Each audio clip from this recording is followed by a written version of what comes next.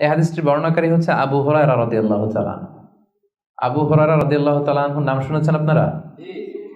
আল্লাহ রাসূল সাল্লাল্লাহু আলাইহি ওয়াসাল্লাম একজন বিখ্যাত সাহাবী। ওনার নাম কিন্তু আবু হুরায়রা না, ওনার নাম হচ্ছে আব্দুর রহমান। আবু হুরায়রা রাদিয়াল্লাহু তাআলা আনহুর আসল নাম কি? সবাই বলতে হবে, আব্দুর রহমান। তো উনি আবু হুরায়রা হলেন কি করে?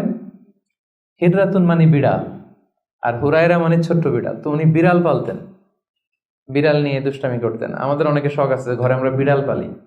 তো উনি একবার ঢোলা জামা, জুব্বার আস্তিনের মধ্যে বিড়াল নিয়ে রাসূল সাল্লাল্লাহু আলাইহি ওয়াসাল্লামের কাছে আসছেন। আল্লাহ রাসূল দেখলেন যে আবু হুরায়রা বিড়াল নিয়ে দুষ্টামি করতেছে। তো আল্লাহ রাসূল সাল্লাল্লাহু আলাইহি ওয়াসাল্লাম রসিকতা করে, মজা করে ডাক দিলেন, ইয়া আবা হুরায়রা, এই বিড়ালের বাবা। আসলে নাম কি ছিল?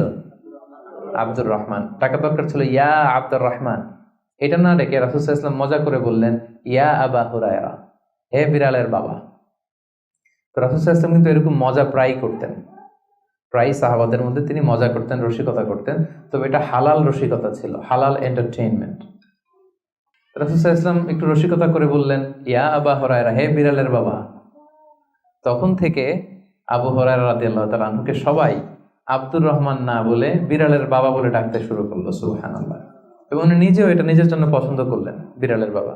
তো ওনার নাম হচ্ছে বেসিক্যালি আব্দুর রহমান, কিন্তু যেহেতু বিড়াল নিয়ে দুষ্টামি করতেন এবং রাসূল সাল্লাল্লাহু আলাইহি ওয়াসাল্লাম একবার যখন হে বিড়ালের বাবা বলে ডাক দিলেন, তারপর থেকে উনি কি হয়ে গেলেন?